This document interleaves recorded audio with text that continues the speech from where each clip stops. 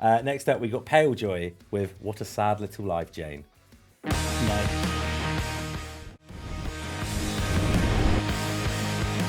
Palejoy, I tried.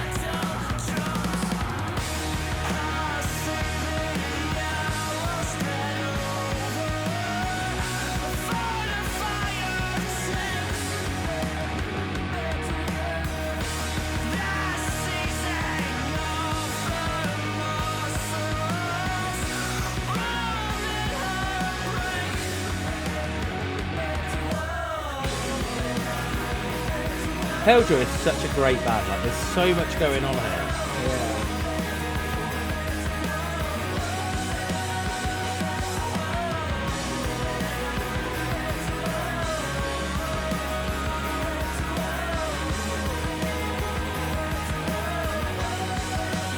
I always love like overlapping vocals.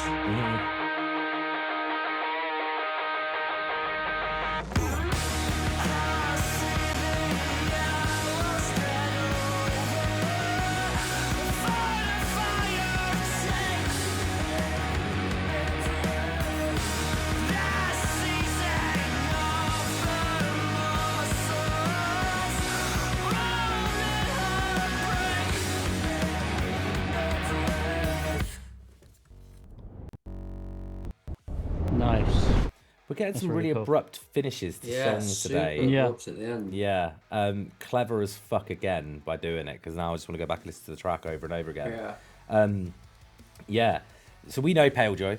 Palejoy are one of the bands that are also featured on BSB TV Plus, our 24/7 music video TV channel on our website. We absolutely love them, and everything they do is very experimental. But what I love about them, I find some people go, when they're doing something that's a bit like experimental, a bit different, a bit mathy in places, they go to the extreme and it almost loses a catch, it loses a hook to the song. These guys don't do that. They know how to kind of get really creative with their riffs, with their vocal melodies, lyrical content. Everything they do is really creative, really experimental, but they still know to hook you back in with a big chorus. And I think that's really fucking cool. And like you said, Matt, the big thing here for me is those overlapping vocals, because they work incredibly well. I jotted down like the great lyrics. Like the lyrical work in the song is really, really, really good. Yeah, I'm gonna let you dive straight in, Matt. Go for it. I got kind of like Jimmy Eat World vibes. Yeah. From it, quite a bit. Like I said, I thought the lyrics were sick.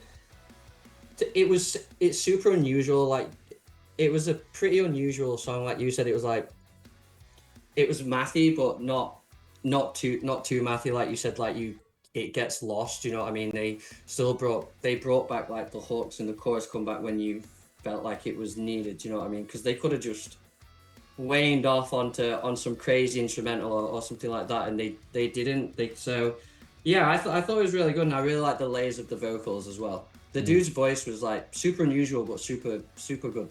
Yeah. S. Lewis says big time Jimmy World Energy for sure. 100%. And I think we've made Dale from Palejoy's life, because he's just said, Jimmy. Who's your favourite Jimmy, Danny? Who, in life, who is your favourite Jimmy? Is it Jimmy Neutron? Probably. Is it? Who's your favourite? Jimmy Fallon, obviously. Jimmy Fallon. He's Jimmy so funny though, isn't he? Like, what was I watching the other day with Jimmy Fallon? Jimmy Fallon and fucking, oh my god, why have I forgotten his name? Great actor from the Lonely Island. Plays Jake Peralta on Samberg, Andy Samberg. Andy Samberg, and they're doing this video, and it's like, I've got my jeans, I got my jean shorts. That was him. Or was that Will Ferrell? All of them were Will Ferrell. Anyway, yeah, it's Will Ferrell on that one. It's Will Ferrell. Anyway, whoever it was, it's funny. Watch it. Jean shorts, Jimmy Fallon, hilarious. But yeah, fucking. Anyway, Matt, who's your favourite Jimmy? Probably our drummer. There we go. That's this. Our drummer. Yeah. He's my favourite Jim. Do you know, I love the name Jimmy as well, because I think of the movie, you ever seen The Ringer, which is a really controversial film, right? Yeah, with Johnny Knoxville, yeah.